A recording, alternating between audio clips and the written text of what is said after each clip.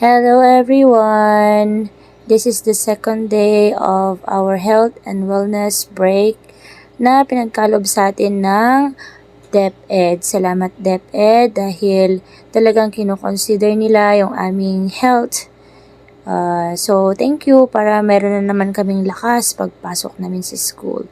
So, ayan nga, naku, ang sarap naman, yummy ang mga pagkain. Thank you nga pala, Whiskeys, sa masarap na pagkain na inyong hinanda. After namin dyan, ay pumunta ako sa clinic para ipakita yung mga naglalakihang mga pimples ko. Ayan, kasi naglalakihan na sila. Parang hindi nyo sila nakikita kasi nga makapal yung filter natin dyan mga best. Ayan.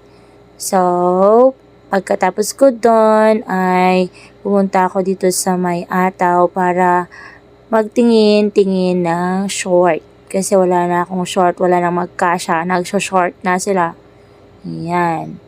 So, nakabili naman tayo ng isa kasi wala pa tayong pera, wala pa tayong bonus, kaya isa lang muna. So, ayun, after kong makita ng shorts, nagbiding-biding pa'y antay nga maumot makita kon, lalo tanay awon kwarta kon. Kaya nag-usap-usap na lang kaming magkaibigan na magkita-kita na lang sa Santa Cruz at doon na lang kami uminom ng kape. So, ayun lang mga best. Bye-bye!